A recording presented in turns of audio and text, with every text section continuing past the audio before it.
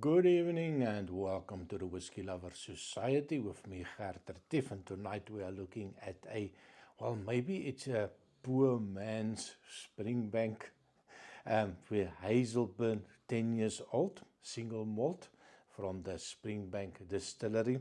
Yeah, that Springbank, the bloody expensive Springbanks, well, especially on the secondary market. I did buy one of his distant cousins not so long ago, 69 euros. And of course, you have to get the thing delivered to your house as well. So in the end, almost 80 euros for a bottle. So yeah, my son bought me for Christmas, he bought me some samples, and one of them was the Hazelburn 10. Visit it, very light color, 10 years old, surprisingly light, a little lemony light color, not even golden, maybe a little bit of a straw color.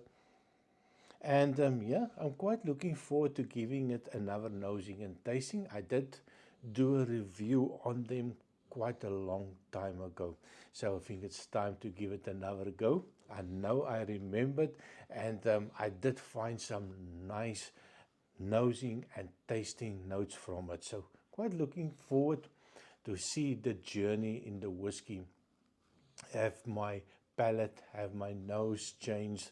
Um, I think a little bit towards the peated whiskies. I used to hate them. I now gravitate towards that peated whiskies more often than I would like to admit. So sometimes it's good to go back and try something that you've tried many, many moons ago. So yeah, this one is a 10-year-old ex-bourbon cask. There was about 9,000 bottles produced, 46% ABV, natural color of course, non-chill filtered.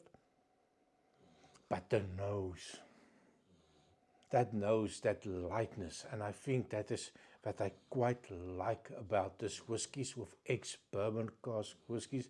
Now, I do like a sherry cask, don't get me wrong. I do like a Pedro Ximénez cask. You slap a PX cask on any bottle and I'm going to buy it. But I've learned to appreciate an ex-bourbon cask maturation. Cost around 75 euros. So for a 10-year-old nowadays, I think it's still a good price.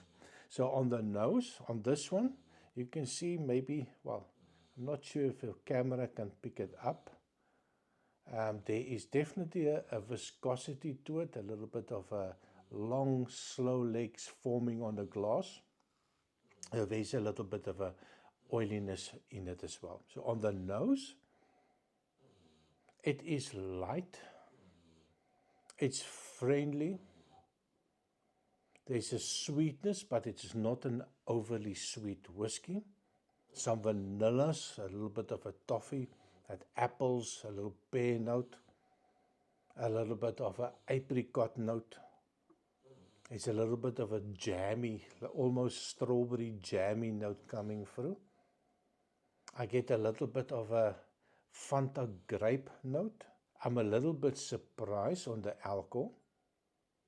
It is 10 years old, but it feels a little bit younger. There's that ethanol note that comes through, especially if you keep on waking it up. So definitely that 46% ABV, it's there, and it does feel a little bit younger. But if you quiet it down and let it just mellow out, stop shaking the bloody thing, it is nice, light, sweet. But definitely not a complex whiskey. On the taste, cheers.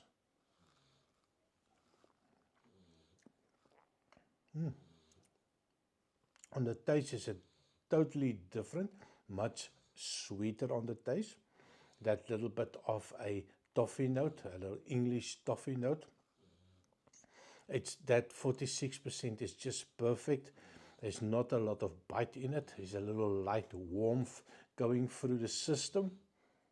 That sweetness just lingers there. It is light, sweet, and that friendly, a little bit that toffee note. Again, definitely not a complex whiskey, but quite a drinkable whiskey.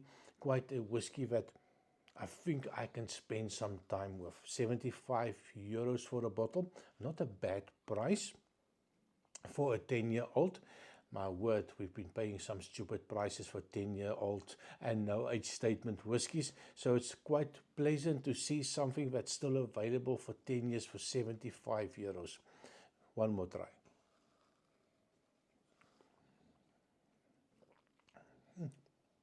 Not a lot of oiliness on the taste. Vanilla's coming through. And that is about it. So definitely nothing complex about it. But it is a nice nose, nice taste to it, and definitely something that I would recommend. What do you think? Have you tried it? Leave a comment. What do you think about the Hazelburn 10? So thank you very much for watching. Please remember to like, share, and subscribe. And I see you next time. Cheers.